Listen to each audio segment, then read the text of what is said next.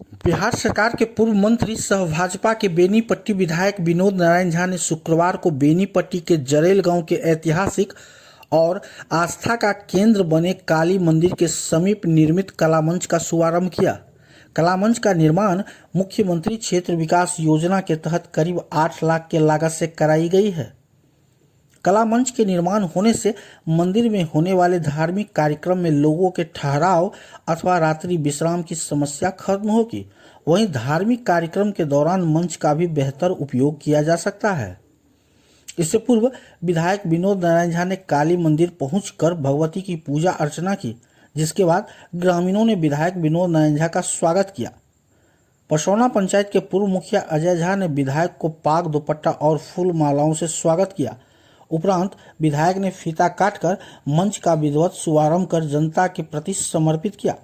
इस दौरान भाजपा के वरिष्ठ नेता कृष्णेश्वर ठाकुर, जयसुंदर मिश्र, मंडल अध्यक्ष चंदन ठाकुर, मदन कर्ण, पप्पू सिंह, दिनेश सिंह, शुभम कुमार सहित कई ग्रामीण मौजूद रहे। प्रधानमंत्री जी ने अपने कार्यकाल का 12 साल पूरा किया। 26 मई 2014 को प्रधानमंत्री के रूप में उन्होंने शपथ लिया था। इन 12 वर्षों में उन्होंने देश को नई ऊंचाई देने का काम किया है। ये 12 वर्ष में एक और जहां सनातन संस्कृति भारत सहित दुनिया में प्रतिष्ठित हुई है, वहीं दूसरी ओर जो हमारे भारतीय मूल्य हैं, वो वेदों को लेकर हो या अन्य चीज़ों को लेकर हो, उसकी भी प्रतिष्ठा भारत में बढ़ी है। और अब दुनिया में भारत के जो आध्यात्म मूल्य हैं और हमारी जो परंपराएं हैं, प्रतिष्ठा की नज़रों से देखी जा रही। इसके अतिरिक्त विकास के भी नए आयाम बने हैं। प्रधानमंत्री जी ने संकल्प लिया है कि हम इसे सर्वश्रेष्ठ राष्ट्र बनाएंगे।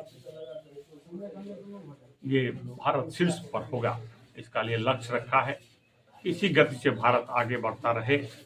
2047 में जिस दिन आज़ादी के 100 वर्ष पूरे होंगे, भारत विश्व में सर्वोच्च स्थान पर होगा, आर्थिक मामले में, सांस्कृतिक मामले में और अपनी श्रेष्ठता के रूप में। इसको दूसरे ओर में हम कहते हैं कि भारत विश्व गुरु को लिए प्रतिष्ठित होगा।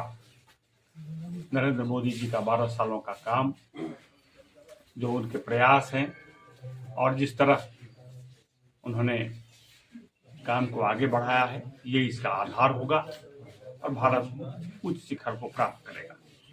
मैं भारत की जनता को भी धन्यवाद देता हूं, जिन्होंने प्रधानमंत्री के साथ लगातार खड़ा होने का काम किया है।